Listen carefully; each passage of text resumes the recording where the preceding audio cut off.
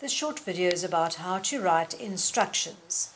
Now, the thing about instructions, it's usually a case of you know how to do something really well, which is maybe how to bake a cake or build a rocket ship or feed your pets, but the person who's going to be filling in for you while you're gone on holiday or in hospital or wherever is not able to do it as well as you. So you need to tell them step by step how to do it.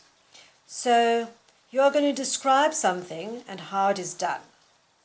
So you literally have to think very, very practically. What does the thing look like? Where can it be found? What does the person do with it? Is it easy to work with the item or manipulate it? Are you going to help them to get over any hitches? And you must do it in chronological order. That means in the order in which it occurs, obviously, because it's step by step. So you have to list it from the first step to the last step. That's what chronological order means. Now, yes, chronological order. How does that actually look? As you can see in the example, you can make it bullet points.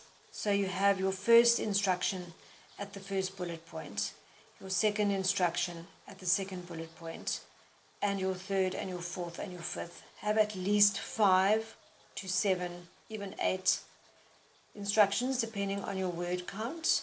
Don't go over the word count, but you need to have quite a few. You need to have at least 5 or 6, I'd say.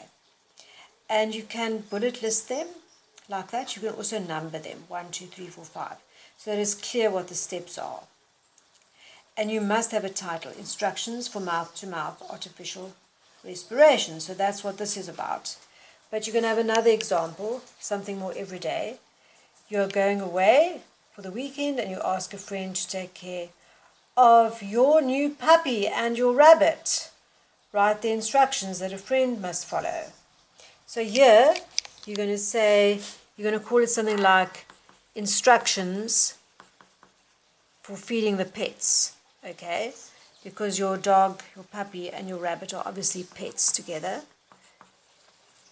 And I've specifically given you the option of a dog and a rabbit because those two things don't always get on. The dog might want to eat the rabbit. So part of your instructions, you're going to make it crystal clear that this person feeding your pets mustn't let these pets mingle because they must stay far away from each other. So when you feed the one, you can't, keep your eyes off the other. The rabbit can't be hopping around the garden when you're feeding the dog on the back steps, for instance. So, and then you're going to do 1, 2, 3, 4, 5, 6. And you're going to have it very short and sharp instructions. And the key tip is start with a verb. Find the dog in the yard and ensure that he is placed in the feeding enclosure, something like that. Measure the food from the blah, blah, blah. So you're going to measure food. Then you're going to take the bowl, blah, blah, blah. Now find the rabbits and blah, blah, blah. Measure the rabbit's food.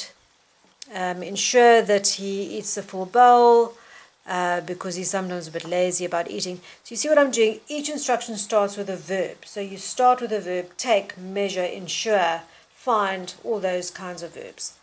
And then you get to the end. Don't make it light-hearted. Don't add jokes or something amusing. So you just keep it very, very official and very efficient so that the person knows exactly what to do. And make sure that you've thought every last step out. So in other words, place the rabbit back in its cage, something like that, something that's not going to let war break loose between these animals. So that's how to write your instructions.